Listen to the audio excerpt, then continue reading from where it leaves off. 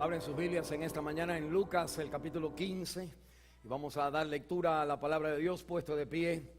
Dice así la palabra de Dios en esta mañana, el Evangelio de San Lucas, el capítulo 15, versículo 1 a 3, y saltamos a la parábola del hijo pródigo, como así se conoce, en el versículo 11 hasta el 32, y lee así la palabra de Dios.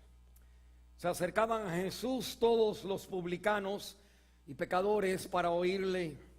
Y los fariseos y los escribas murmuraban diciendo: este a los pecadores recibe y con ellos come. Entonces él les refirió esta parábola diciendo: un hombre tenía 2 hijos, y el menor de ellos dijo a su padre: Padre, dame de la parte de los bienes que me corresponde. Y le repartió los bienes. No muchos días después, juntándolo todo, el hijo menor se fue lejos a una provincia apartada, y allí desperdició sus bienes viviendo perdidamente.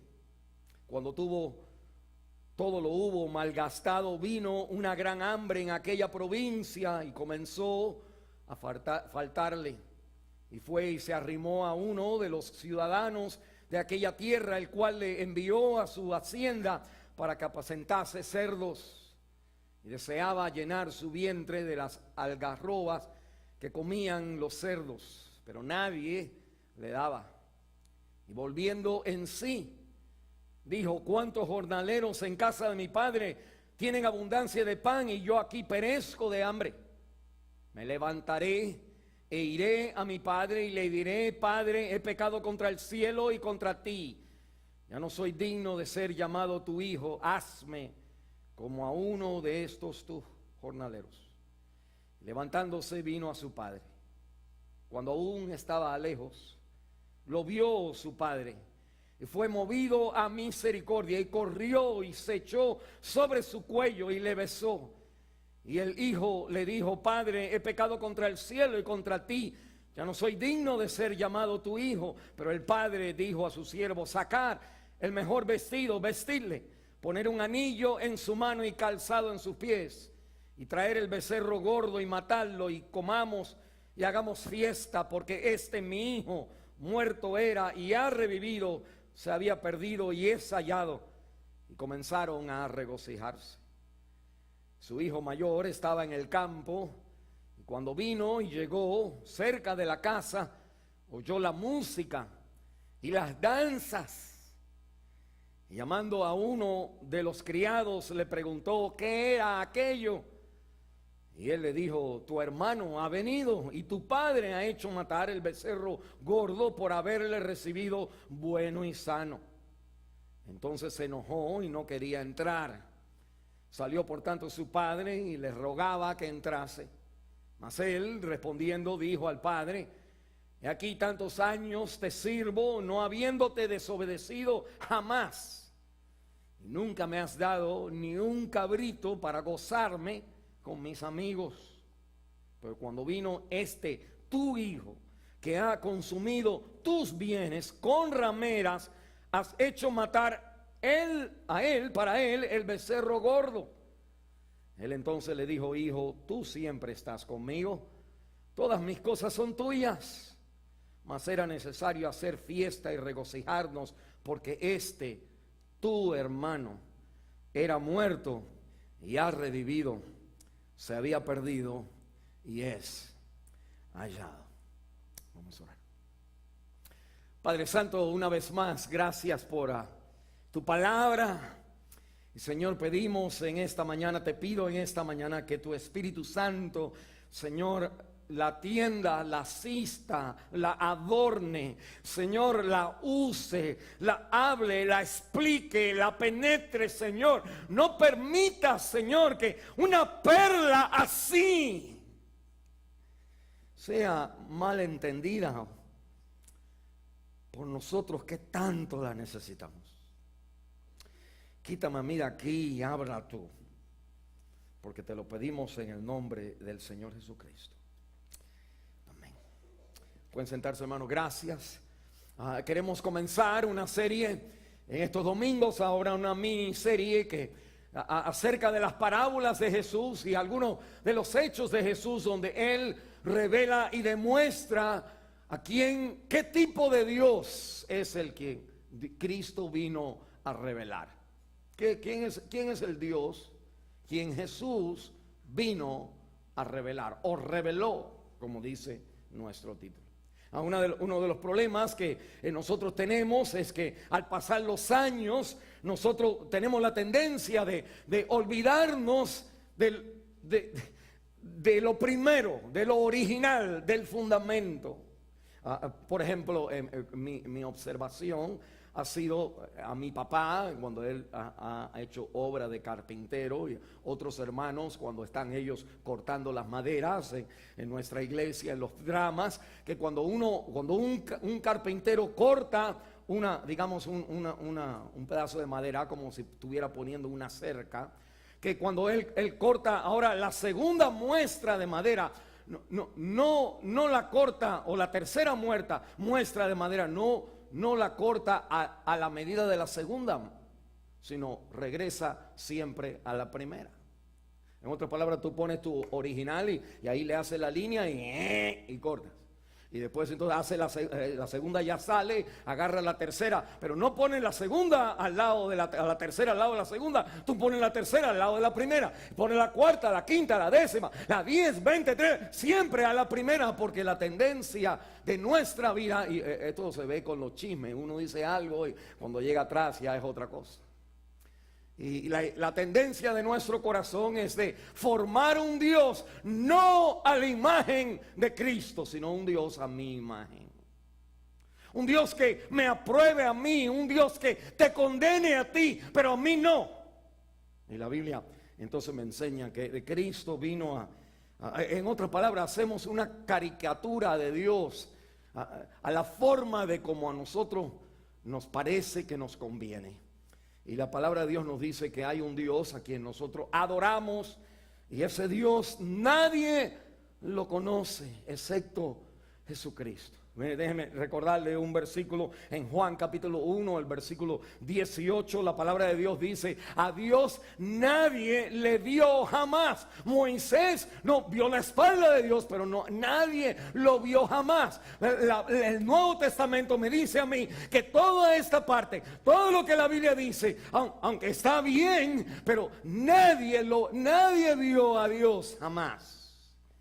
Solamente el unigénito Hijo que está en el seno del Padre, Cristo, Él le ha dado a conocer.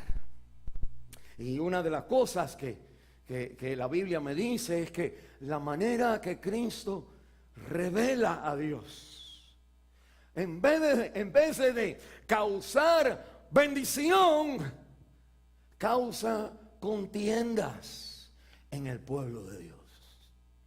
La Biblia me habla de que en la palabra de Dios habían cierta gente que se llaman los fariseos y los saduceos. Los saduceos eran aquellos que estudiaban la Biblia. Los fariseos eran aquellos que aplicaban y vivían a lo que la Biblia decía. Y la palabra de Dios me dice que estas personas tenían una lucha, porque la idea que ellos tenían de Dios no era como Jesucristo, quien está. Nosotros sabemos que es Dios, pero ellos, al mirar a Jesús, el Dios que Cristo revelaba, no era el Dios que ellos pensaban o creían o entendían. Y tenían la misma Biblia que usted y yo tenemos en el Antiguo Testamento.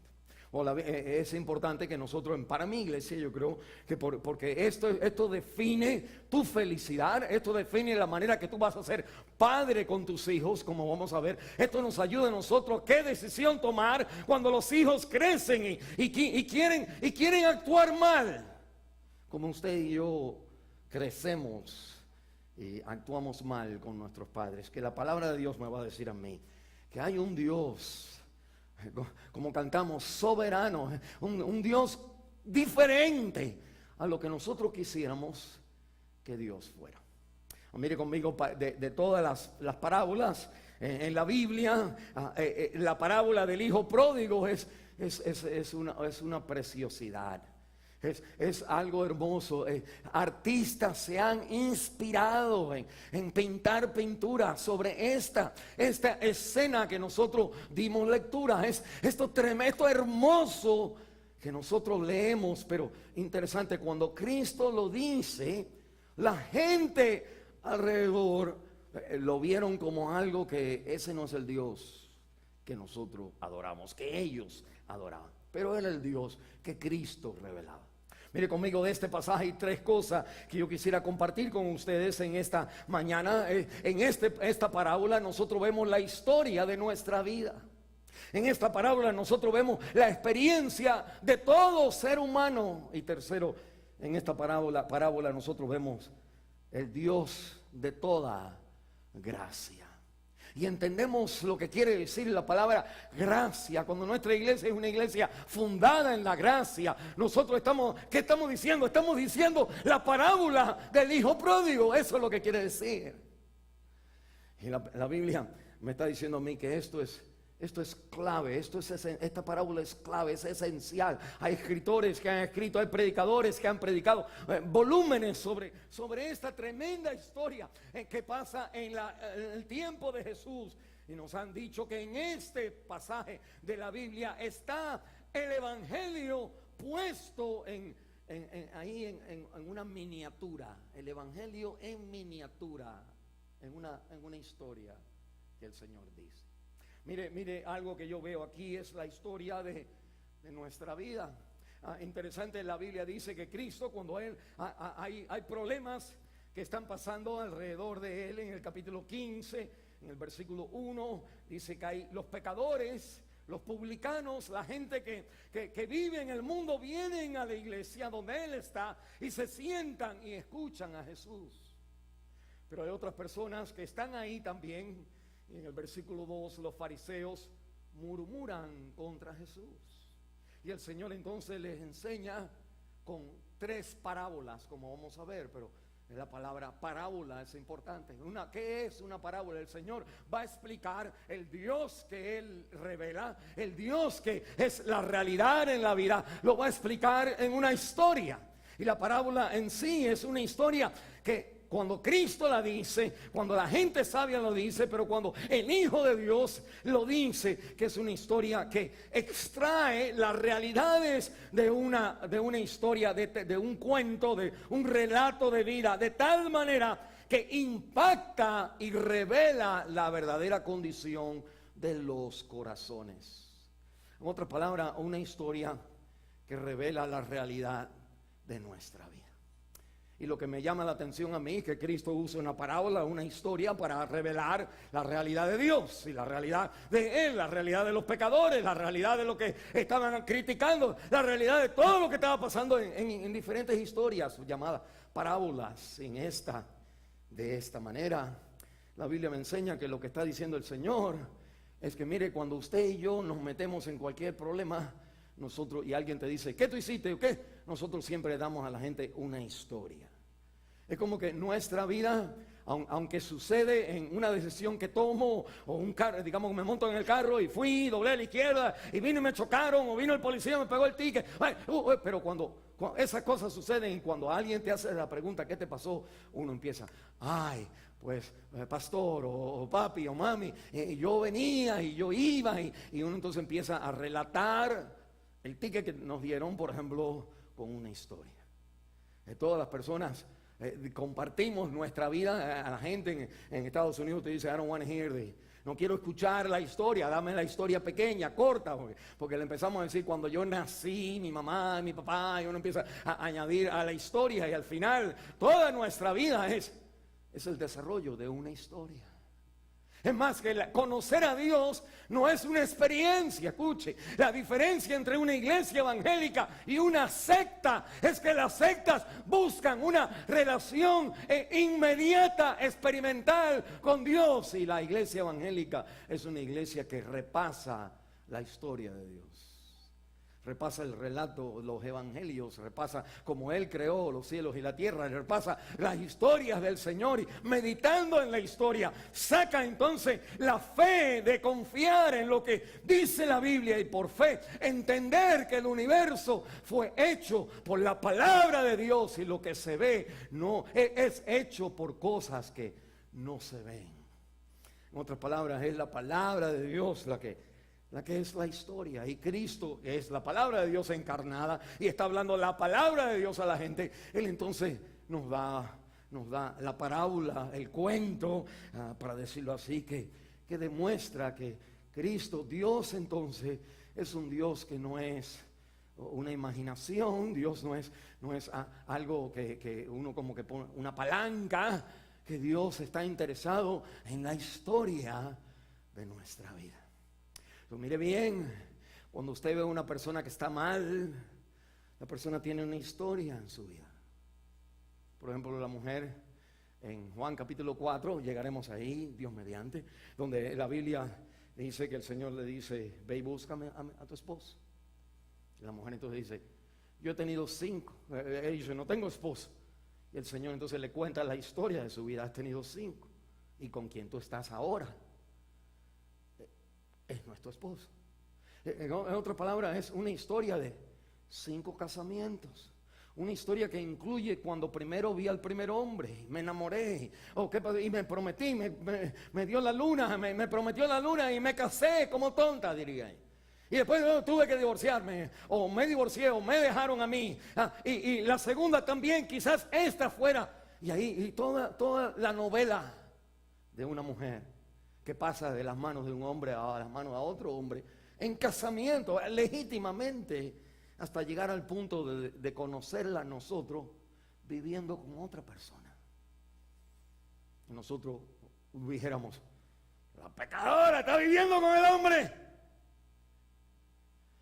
Pero aquí es donde Cristo nos sobrepasa, porque el Señor, en el pecado correcto en la persona, entiende la historia de la persona.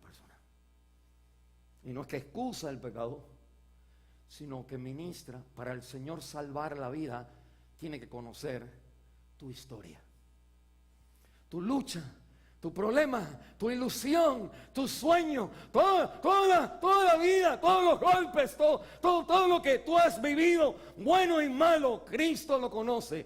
Y en la historia de tu vida, Él viene a tu historia. No viene nada más a una palanca para ayudarte, sino viene a darte, a abrazar los capítulos que han escrito tu vida. La Biblia me dice que esto es tremendo, que en otras palabras, la vida está dividida, no solamente en la historia, sino está dividida en esto, en el versículo 1 y 2, en gente mala y en gente que son malas también, pero creen que están bien. Y dentro del ser humano, dentro de nosotros, en nuestra conciencia, en nuestra mente, siempre hay como una corte que está en sesión abierta todos los días, siempre ayudando, diciéndonos a nosotros: hice bien, o mira, el otro está mal, y por qué está haciendo eso, y por qué a mí no. Es como que uno está atacando o atacándose o defendiéndose. En otras palabras, Cristo me habla a mí de la historia de la vida. La gente vive acusando o defendiéndose. La conciencia, Romanos 2, la realidad de la vida es que usted o es una persona que siempre está criticando, o es una persona que está diciendo: yo estoy mal. Y como que o nos vamos a creer que estamos mejor que los demás, o nos vamos a sentirnos que somos terribles y no tenemos acceso o bendición de Dios. Y Cristo viene a revelar un Dios que rompe el concepto fundamental que la gente tiene de Dios y la religión, aún al haber leído la Biblia. Aunque usted quiere conocer a Dios, usted tiene que ver a Dios a través de Cristo, no a través del famoso predicador que todo el mundo se cayeron para atrás o algo de eso. No es Dios. Dios solamente es Cristo. A Dios nadie lo ha visto jamás. Solamente el unigénito Hijo que está en el seno del Padre, Él le ha dado a conocer. Los miércoles por la noche teníamos una sesión donde ¿qué hace Cristo cuando una persona comete un pecado mortal? ¿Qué hiciera Jesús delante de una mujer desnuda que está todavía embarrada con las evidencias del adulterio hace unos minutos atrás? Y Jesús delante de una mujer donde no hay nadie alrededor de él. Cristo solo con la mujer así. ¿Qué hiciera Dios ahí? Nosotros cuando estamos en público hay que apedrearla, pero cuando estaba en privado, ¿qué hizo Jesús? Esta parábola nos apunta que la vida de nosotros está hecha de aquellos que se llaman pecadores y publicanos, aquellos que fallamos. Hay áreas donde estamos bien y criticamos a los demás, y hay áreas donde estamos mal. ¿Y cómo vamos? Si las echamos a un lado, pues estuviéramos mejor o bien, pero al no echarlas a un lado, nos damos cuenta que usted, ¿qué hace usted cuando comete un pecado mortal? ¿Qué le pasa a su vida? ¿Cómo va a ser Dios? ¿Cómo te va a castigar Dios? Y la gente que lee en la Biblia tienen una idea como correcta para leer la Biblia, pero incorrecta al no leer la Biblia con los ojos de aquel que conoce en el seno de Dios, ha visto cómo es Dios.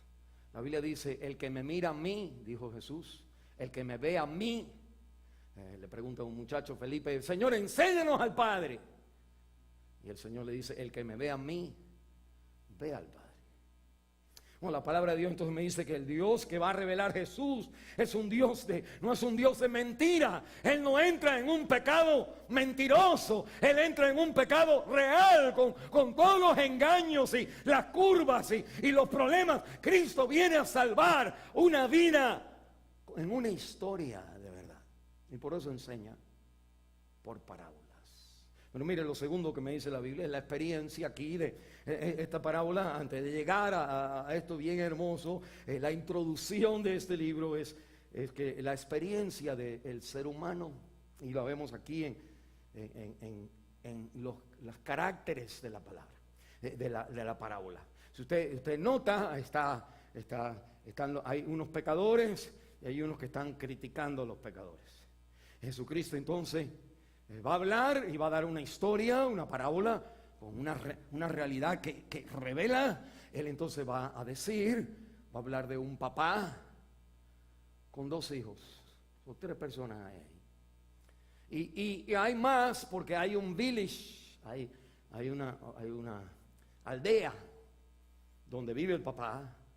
Hay una sociedad que espera, según la palabra de Dios, ciertas acciones del padre, del papá, y tiene ciertos juicios o prejuicios en contra del hijo, y se siente que apoya al hijo mayor, y la sociedad está ahora siendo enseñada quién como Dios es.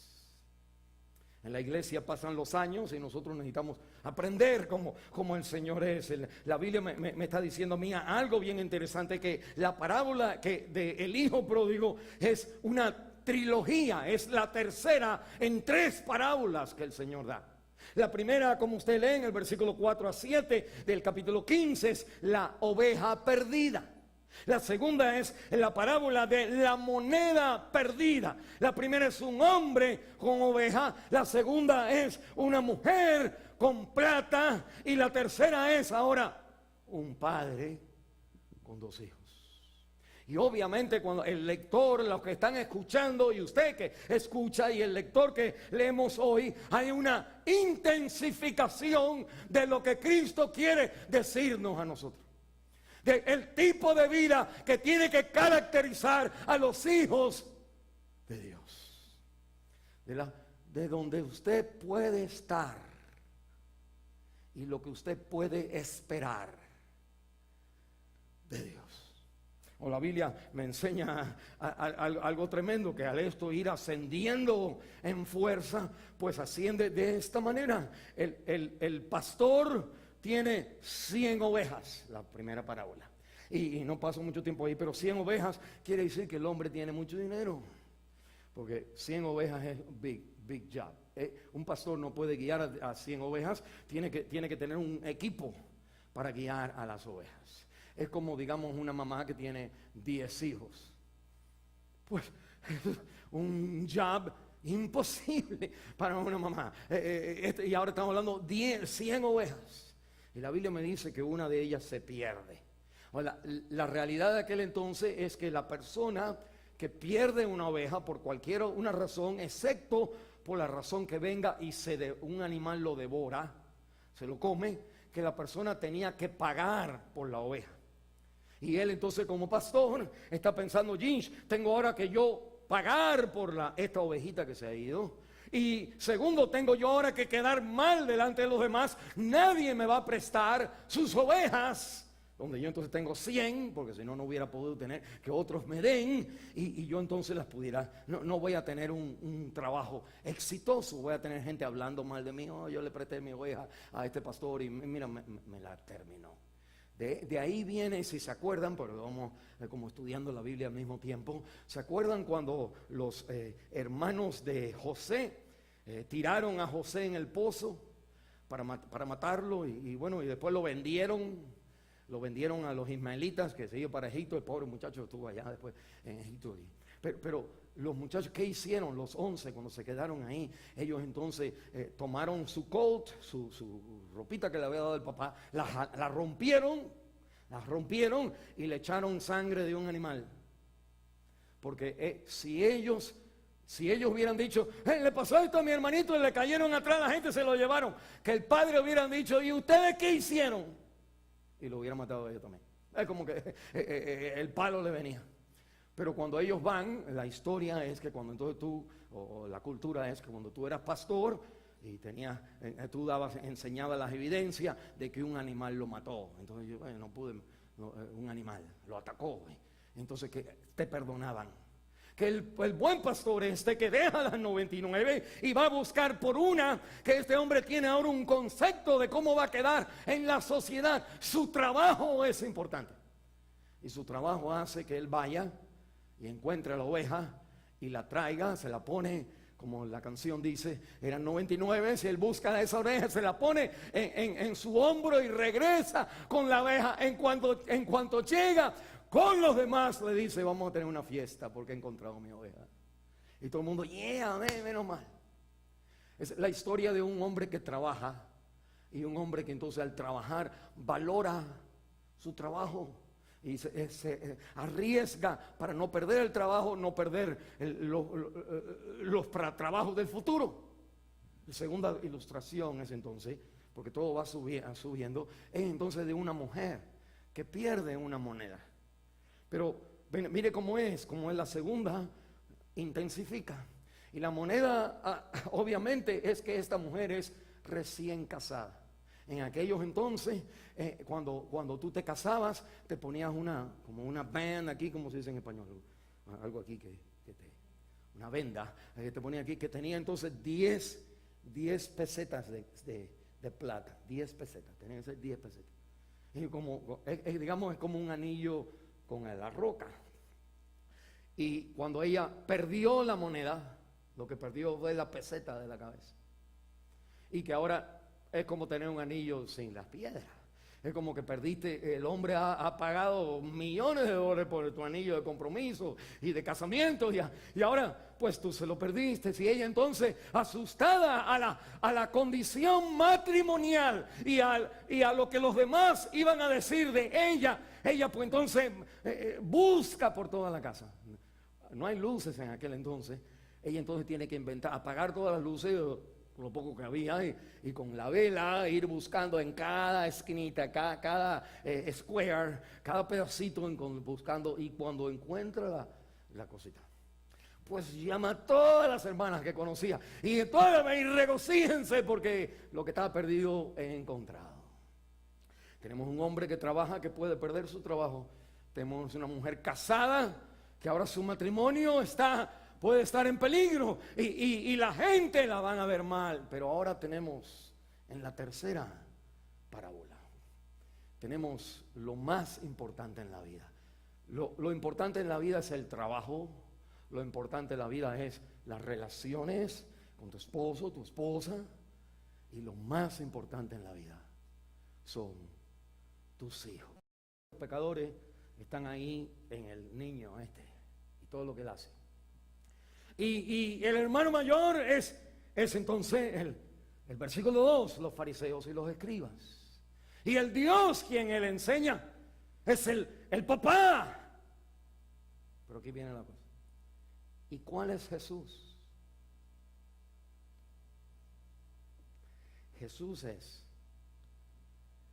el hermano mayor como debería haber sido con el hermano que pecó. Mire, el hermano mayor tiene que pagar por el muchacho que está bien. Y el hermano mayor, quien es Jesús, quien ama a los pecadores judíos, quien él es judío también, él entonces está dando la historia y le está diciendo en cierta manera a los fariseos: ustedes deberían regocijarse porque los pecadores vienen a mí. La fiesta que se está tirando aquí para estos pecadores viene no porque tú pagas como hermano mayor, sino como yo, el verdadero mayor, pago con mi propia vida. Y el Señor está diciendo: el padre es el viejito, el pecador es el muchacho pródigo, los judíos y fariseos, los que creen que también son los que acusan a los demás, y el padre tiene que salir y en el ministerio de Cristo recordarle a ellos que esto es lo que llena de gozo mi vida. Dios se sonríe cuando ve a la persona venir ese domingo a la iglesia, donde Él puede otra vez hablarle del amor, cambiar su vida.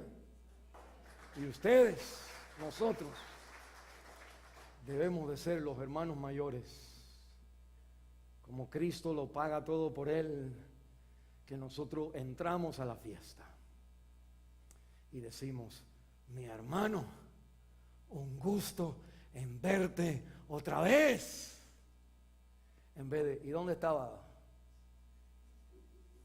O yo sé dónde estabas porque te vi en Facebook.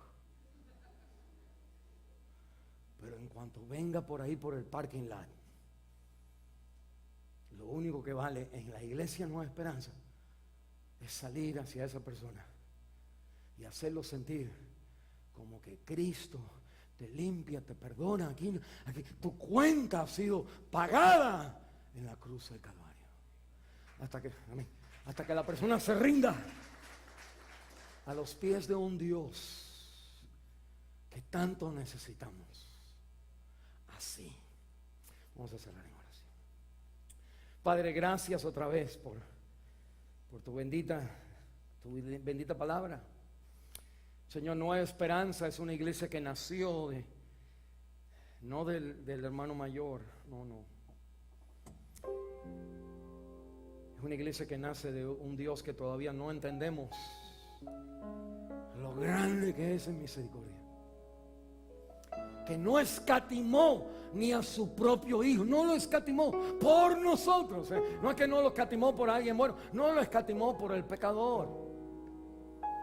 Y nosotros somos pecadores con un lío, una historia, una maldad, algo que está feo, sucio,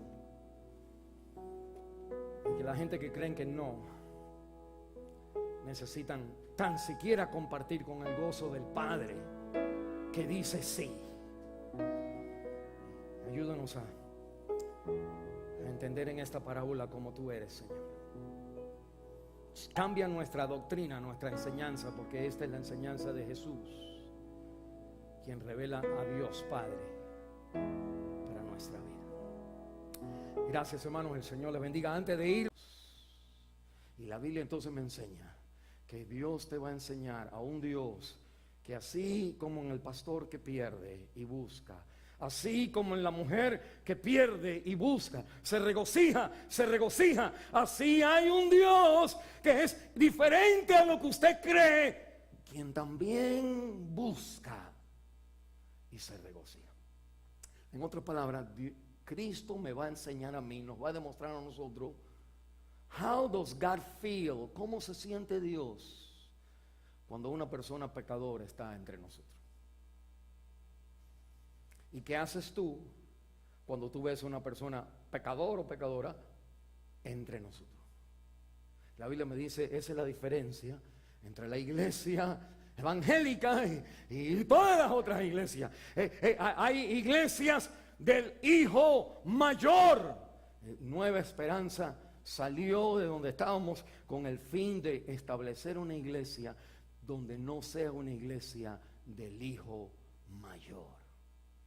¿Cuál es la iglesia del hijo mayor? Bueno, aquí está la historia. Lo que nosotros vemos entonces es que esta segunda parte de la palabra de Dios, de que el Señor entonces me va a enseñar la experiencia de nuestra vida. Antes de enseñarme la gracia de Dios, me va a enseñar cómo la experiencia de cada uno de nosotros. Y en este muchacho joven y el muchacho ya mayor, los dos hermanos, Cristo Dios en la parábola nos va a revelar a nosotros la experiencia de cada uno de ustedes en cualquier momento de la vida y en cualquier área de nuestra vida. En otras palabras, la parábola está aquí para decirnos que usted puede estar en ciertas áreas de su vida en rebeldía con Dios.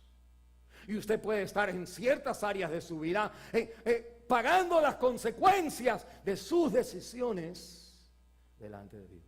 Usted puede estar en otra área de su vida resentido por lo como Dios no lo ha bendecido a usted, y usted está enojado como Dios ha puesto tu vida. O usted está otra vez experimentando una bendición que usted dice, la verdad que no me la merezco. Y la Biblia me dice que en estas cuatro gente, usted, o estas cuatro partes donde están los dos muchachos, que la Biblia me dice, Dios entonces, esa es la experiencia, mire, la experiencia, todavía no estamos hablando de Dios, donde Dios va a shine, donde Dios va a enseñarse. Dios se va a enseñar en la historia de la parábola, que es la historia de nuestras vidas. En las historias de tu vida, ahí es donde Dios aparece, no es un cuento, no es una lección teológica y ya, y usted tiene que pasar de grado, es una lucha en la vida. Y segundo, es una lucha que se experimenta en diferentes experiencias que uno vive. Mira, la primera experiencia es la experiencia de rebeldía. El muchacho le dice, conocemos la historia del muchacho pródigo, el más joven, le dice al padre, papi, dame mi herencia, mi parte, para yo vivir. Y lo interesante es que el padre le da la herencia. Bueno, la Biblia me está hablando a mí de que el principio, mire, este muchacho pide la herencia, él está supuesto a tener la herencia cuando el papá se muere, pero era legal, escuche, era legal pedirle al padre la herencia. El muchacho no está haciendo algo malo, está haciendo algo irrespetuoso, no está respetando al papá, pero no está haciendo nada más. Él le podía, Deuteronomio, le puede, él, pues esto está basado en el libro de Deuteronomio, él le puede pedir al padre la parte, a él le toca un tercio de lo que el papá tiene, al otro hermano le toca 2/3 de lo que tiene, y él se lleva entonces su pedacito, digamos el hermano 3/4 y él 1/4, siempre un poquito para él y un poquito lo demás, el doble era para el primer hijo. Y él entonces, dice la Biblia, que se queda un tiempecito ahí, vende, por aquel entonces no era dinero, eran bienes, eran 3 caballos, 3 vacas, 4, todo lo que había. Y él entonces empieza a venderlas hasta acumular su dinero. Y cuando acumula su dinero, él se va. Y la Biblia nos dice que comienza a tener necesidad. Mire un momentito, la Biblia me habla de esta etapa de rebeldía donde usted y yo vamos a encontrar y necesitamos este tipo de Dios, donde este muchacho, el principio de los problemas de una persona comienzan cuando tú decides hacer como tú quieres. Mire un momentito, el principio de los problemas en tu vida comenzaron cuando tú dijiste, ya yo puedo hacer lo que quiero hacer. Ahí te metiste en grandes líos, matrimonio, hijos, dinero, falsedades, relaciones, todo. Ahí con una persona adulta ahora pide el tiempo de lo que a mí me toca como si fuera grande. Él es chiquito, pero como si fuera grande. Quiero vivir la libertad de alguien grande. Y cuando los problemas de nosotros comienzan, cuando nosotros tenemos la libertad, o creemos que tenemos esa libertad, de tomar las decisiones que yo quiero. Y la palabra de Dios entonces me dice que ahí comienza la rebeldía. Hay áreas de nuestra vida donde usted sabe lo que tiene que hacer. Hablamos del diezmo la semana pasada, donde usted no lo va a hacer. Usted no lo va a hacer. Y usted está rebelde en esa área. Y esas áreas traen consecuencias en la vida. Y usted va a decir, todo lo demás está bien. Sí, no, pero esa área no está bien. Y usted lo que necesita conocer es entonces el tipo de Dios que Cristo viene a revelar. La palabra me enseña otra cosa más, que cuando usted pasa de la rebeldía, entra entonces en la experiencia de la escasez. En otras palabras, cada vez que uno toma una decisión donde uno es libre y comienza a hacer lo que uno quiere, es porque uno tiene en la mente la idea de que mi libertad me promete mi felicidad. Entonces uno tiene la libertad de casarse o no casarse, vivir, acostarse, hacer lo que uno quiere.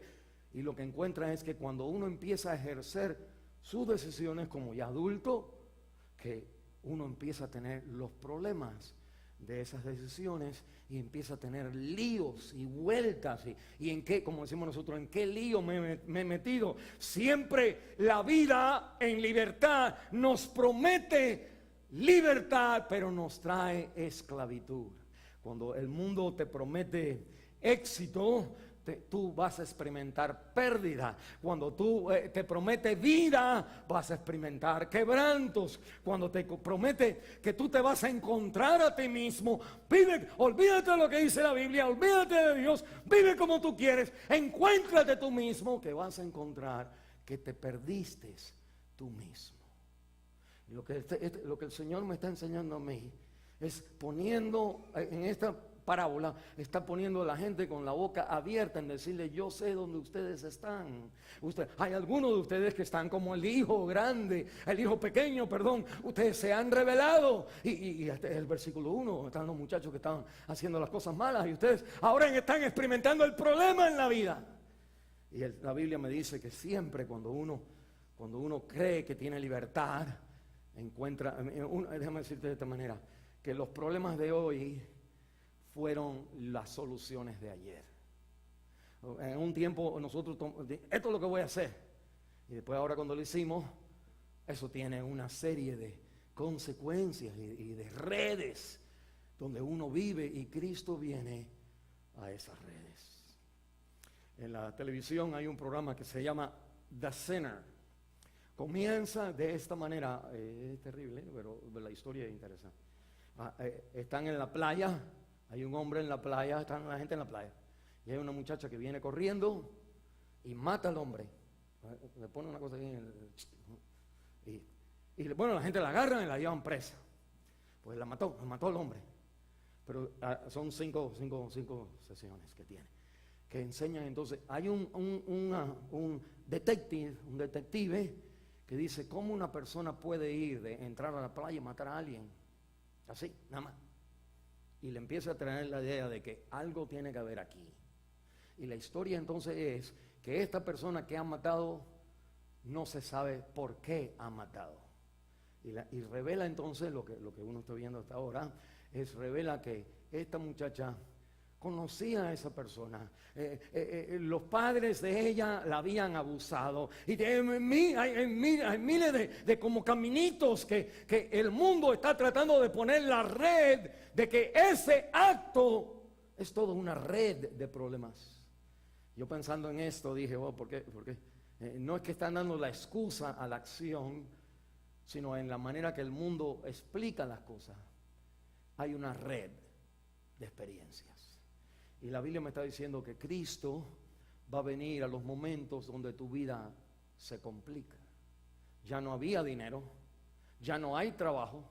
Ahora el muchacho va a un lugar donde el único trabajo que había es donde estaban los puercos. Y quería comer la comida de los puercos. Y miren lo que dice, y no había nadie quien le diera de la comida de los... En otras palabras, que él ni podía llegar a los puercos. Y la vida se le ha complicado. El hermano dijo, viviendo con rameras, viviendo con mujeres, el placer, todo lo... Y iba bien. Sus noches, iba bien, su felicidad, su placer, su pecado. Y después empezó que la vida se le va complicando. Y ese acto de rebeldía al Padre le cuesta en su vida muchas dificultades. Cristo va a hacer la historia de este muchacho así, porque Él va a enseñar, Dios tiene una manera de ser con esas personas así. Nosotros tenemos otra, Dios tiene otra. Pero mira, sigue leyendo conmigo, la Biblia me habla entonces del hermano mayor, como leímos, que está entonces afuera cuando ve que el hermano regresa. Ahorita regresamos a la historia, pero él se queda ahí, el hermano entonces está resentido, ni sabía que el hermano había venido. En otras palabras, él ni esperaba que el hermano hubiera venido. Déjame decirte, su corazón era que él estaba agradecido de que el hermano estaba muerto. Profundamente en su vida, lo que él deseaba era el mal para su propio hermano. No, todavía con el papá, todavía no, pero la ignorancia de él y su posesión de decir, ¿qué está pasando? Le dicen, pues tu hermano regresa y tu papá ha matado a todo el mundo y ha matado a todo el mundo, todas las vacas y le ha dado a todo el mundo que él entonces dice, es como que él ni tenía, ni buscaba.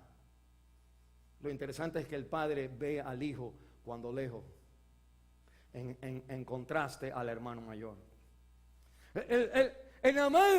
La sombra del hermano, como este retrato, la sombra del hermano hace que el padre va hacia el hermano, hacia el hijo. El hermano ni lo ve venir. Y lo que me está enseñando la Biblia es el estilo de personas que creen como Dios es, de esta manera. Y Cristo va a hablar, el Dios mío es el que yo vi, el que estoy en el seno de Él, es de esta manera. No aprenda teología de un curso de teología, aprenda teología de un curso que le enseña que Cristo es el centro del Padre. Es cristocéntrica la palabra de Dios, es evangelio céntrica la palabra de Dios. El centro de todo en la Biblia es Cristo en la cruz del Calvario, derramando su sangre por el pecador, no el bueno. Pero eso no ha ocurrido todavía y él entonces tiene que explicarlo con una historia. La parábola del hijo pródigo, como la conocemos. Y la Biblia entonces me enseña a mí que la vida de resentimiento, usted puede estar en rebeldía, usted puede estar en necesidad o usted puede estar en resentimiento. Y las personas que están en etapas, rachas de resentimiento son personas que comparan uno con el otro. En la Biblia me dice que aquí, en la Biblia, que este hombre entonces le dice al padre, miren el capítulo 15, le dice, versículo 30, el versículo 29 le dice, no papi, yo siempre he estado contigo y tú nunca me has dado nada a mí para que yo goce con gozarme con mis amigos, el versículo 29, el versículo 30, pero cuando vino tu hijo, yo no tengo nada que ver ahí. Hay personas que vienen a la iglesia y no se sienten hermanos de la iglesia. Este es tu hijo, ese es su miembro, pastor. Este es tu hijo, o la esposa, o el esposo, cuando están enojados, le dicen, miren lo que está haciendo tu hijo. Amén. ¿Alguien diga amén? No, son muchos. Mira lo que está haciendo tu hijo. Igual que tú. Como si no fueras tú también. Y ese es el efecto de esa manera de no entender. Cuando no se entiende a Dios. Ese es el impacto. Tu hijo. Pero mira lo que le dice el Señor a este muchacho. En el versículo 32. Era necesario hacer fiesta y regocijarnos porque tu hermano. No te hagas que tú no tienes nada que ver. Este es tu hermano también. Tú tienes que estar triste, quebrantado, llorando, pidiendo, esperándolo. Debes estar ahí abrazándolo a él también. Pero tu hermano, él no lo ve como mi hermano, es tu hijo. Mira el Hijo de Dios ahí. Y ese es él. Y yo quiero decirle que esa es la iglesia del hijo mayor. No venga con el hijo mayor en este lugar. Venga como el hijo menor. Y venga como el viejito, el padre. Ahí vamos a llegar a la Biblia. Entonces me dice que otra experiencia más de la vida. Usted puede estar rebelde. Usted puede estar sufriendo, teniendo problemas. Usted puede estar resentido, comparando, y este y el otro, pero mira como tú. O usted puede estar celebrando.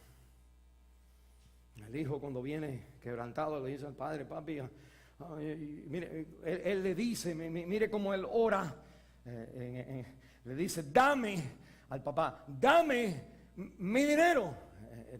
En versículo 12, el padre: dame la parte, subraye, dame. Y ahora mira en el capítulo 15, me dice la palabra de Dios que cuando él viene, le dice al padre: hazme como uno de tus hijos.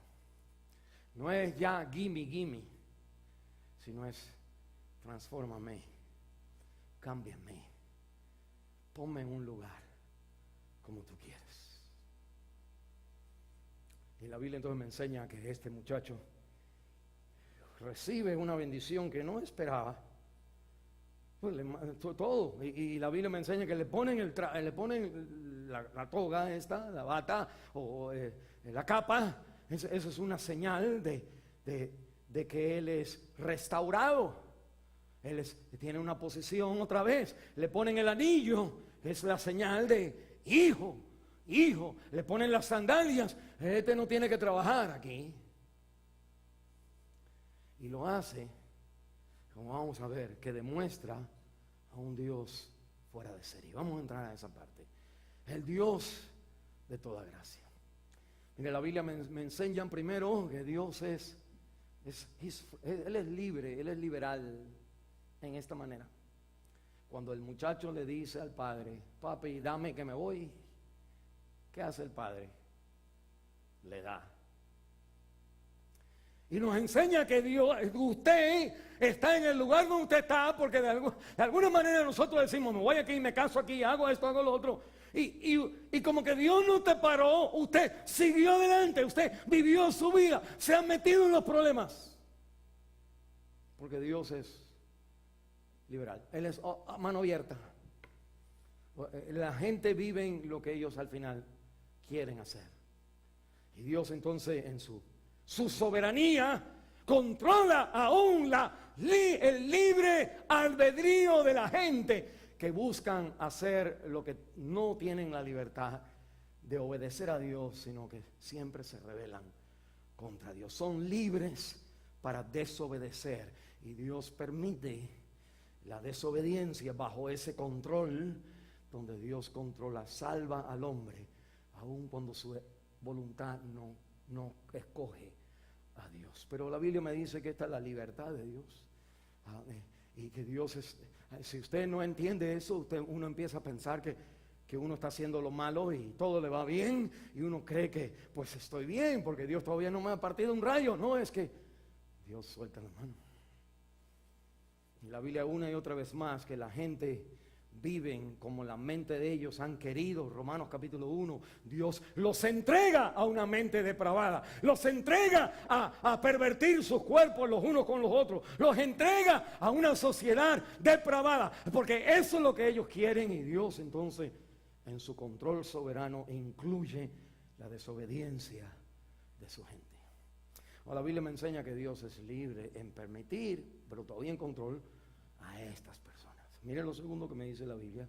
Me habla de que Dios es bien paciente, porque en el versículo 13, en el capítulo 15, me dice, no muchos días después. Quiere decir que el papá le da el dinero al muchacho, le da las cosas, y el muchacho entonces toma tiempo para venderlas y ya tener su dinerito y irse. Uno va a estar andando por ahí con todo lo que, todas las ovejas y los ganados. No, él va a ir entonces con su dinero que ha vendido todo, pero tomó un tiempo. Y lo más difícil es saber que alguien está mal con Dios y todavía Dios está con él o con ella. El muchacho en rebeldía, el padre no le dice, y vete ya. Sino, ahí están los dos saludándose. Hola papi, good morning dad. ¿Cómo está papi? ¿Cómo está hijo? Y sabiendo que el muchacho está diciendo, ya estoy llegando al millón y me voy de aquí. Y el padre todavía lo tiene en su casa. No crea que porque usted está en malos caminos que usted está bien. Y no crea tampoco que porque usted está en malos caminos Dios ahora te va a partir con un rayo. Por la paciencia de Dios. Y la cruz es lo que hace eso. Lo único que todavía no ha sucedido es la historia. Pero mira otra cosa más, que es entonces lo que la Biblia enseña. En la historia que el Señor está hablando, todo el mundo está diciendo, ¿qué clase de padre es ese? Porque Deuteronomio capítulo 21, hoy si tuviéramos el tiempo te llevarán el versículo 18 al 21, escribando por ahí Deuteronomio 21, 18, 21. Cuando los hijos se portaban mal, cuando los hijos te desobedecían, el padre no hace nada para que desobedezcan, no dice no y él sí. No, el padre lo deja como para salvar al hijo. Por eso. Y Deuteronomio 21 es cuando los padres no obedecían, deshonraban a los padres. La aldea, es importante, que el papá llevaba al muchacho al sacerdote, le decía, no puedo con este muchacho, y lo traían delante del círculo de la aldea, y todos en la aldea lo mataban a pedrada, igual que la mujer sorprendida en adulterio, igual que David, que mató y hizo lo que hizo. En otras palabras, hay un Dios que Cristo quiere demostrar, que es la única esperanza tuya.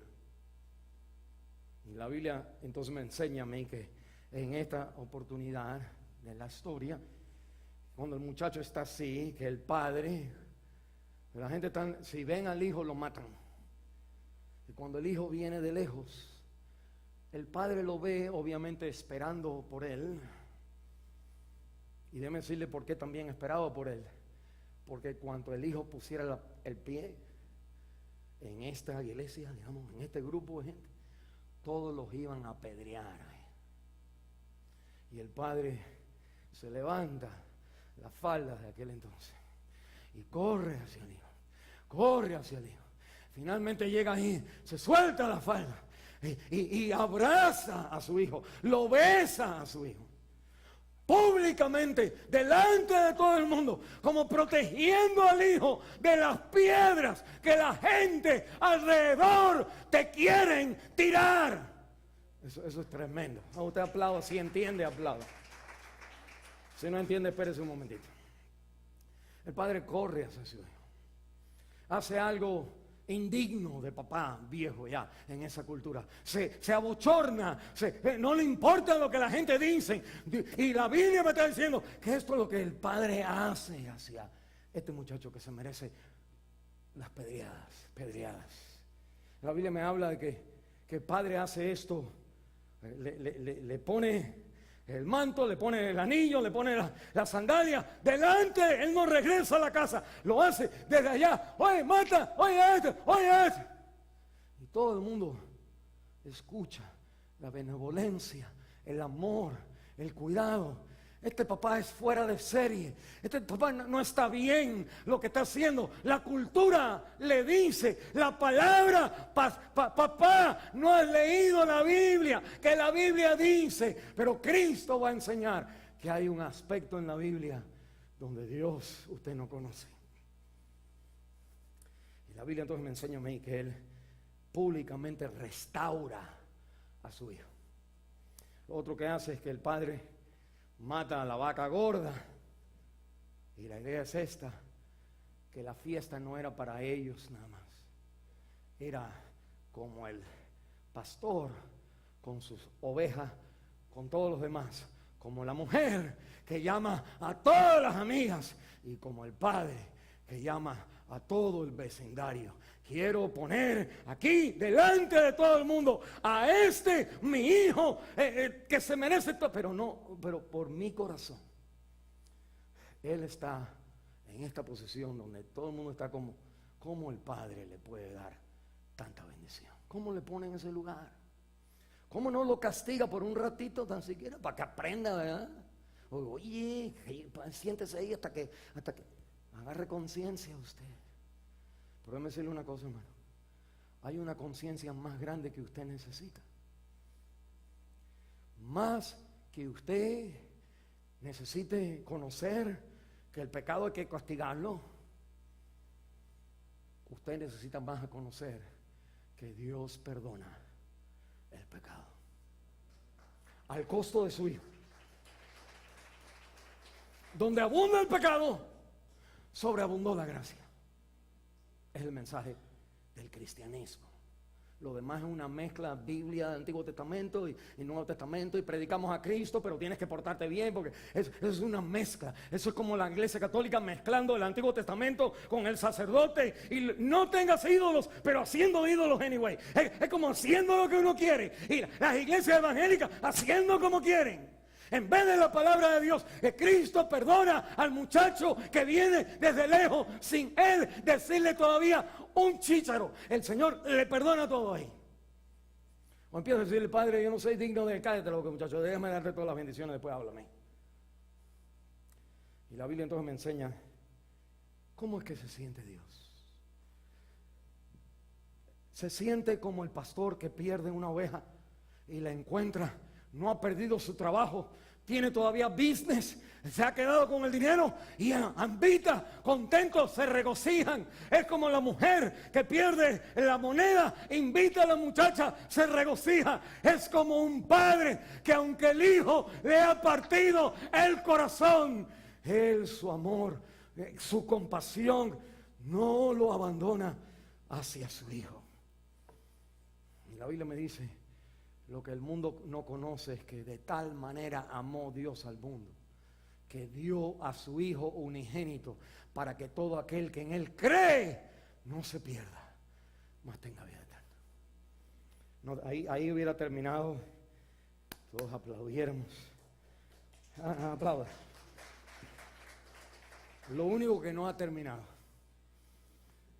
Estamos aplaudiendo porque terminamos, pero falta una jugada más, que es no solamente restaurar al pecador, sino enseñarle al hermano qué clase de hijo tú eres y qué clase de padre tú tienes. Soy muchacho, para no dar mucho, el muchacho está enojado, no quiere entrar, y el padre sale. Miren una cosa. El padre cuando tú dividías las cosas, el muchacho lo pide, pues el padre le da el cuarto, el tercio, el muchacho, el doble al hermano. El padre no podía ahora vivir del dinero, porque el dinero ahora era de su hijo. Y mire lo que ha pasado. Mire lo que ha pasado. El hermano está diciendo, esa vaca gorda, y yo ni un berrecito, y la están comiendo con mi dinero. Alguien tenía que pagar por la fiesta, y el único dinero que quedaba, el dinero del hermano mayor. El hermano mayor en otro planeta, en el planeta Tierra, está correcto. en el planeta cielo, tú no entiendes la gracia de Dios. Mira, aquí viene. Nosotros vimos, para no seguir, pero mire, el hijo pródigo, el chiquito, es el pecador. Los versículos, capítulo 15, versículo 1, todos los publicanos